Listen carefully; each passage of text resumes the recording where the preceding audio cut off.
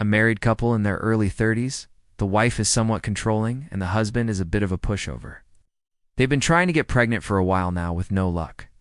And the wife is starting to get really, really pissed off. The husband has a younger brother who's a bit of a degenerate gambler. He's been trying to get his life together for the sake of his marriage, but it's not easy.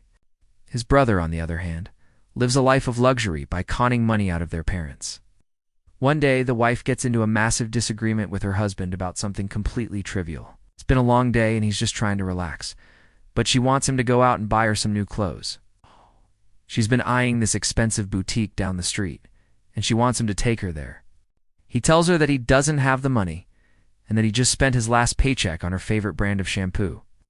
She tells him that he has a failure as a man, and that if he can't buy her these clothes, then he's nothing but a worm. He tells her that he'll try harder next month, but she just laughs at him and tells him that it's too late.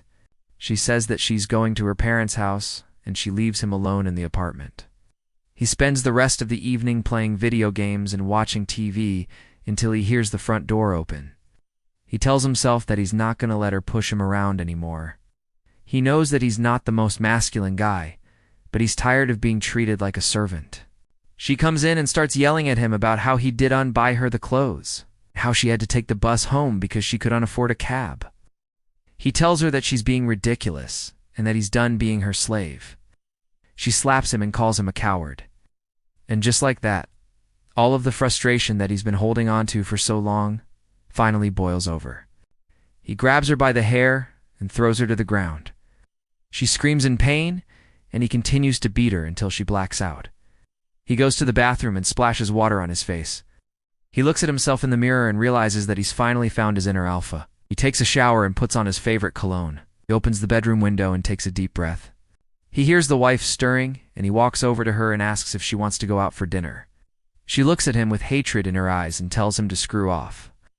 He tells her that he's taking her to her parents' house. She tells him that he's an animal and that no one will ever love him. He ignores her and picks her up, carries her to the bathroom sink and splashes water on her face. She spits in his face, and he wipes it off with the sleeve of his shirt. They drive in silence to her parents' house, carries her out of the car and up the stairs. He knocks on the door and her parents open it. They look at him with confusion on their faces. He tells them that he needs to speak to them, and he walks into their living room. The wife tries to make a run for it, but the husband grabs her and pulls her back. He tells his in-laws that he's done being a coward and that he's no longer going to tolerate his wife's nonsense. He tells them that they need to get out of town with him and the wife for a week so that he can teach her a lesson she'll never forget. Her parents agree, and everyone piles into their car. They drive off into the sunset.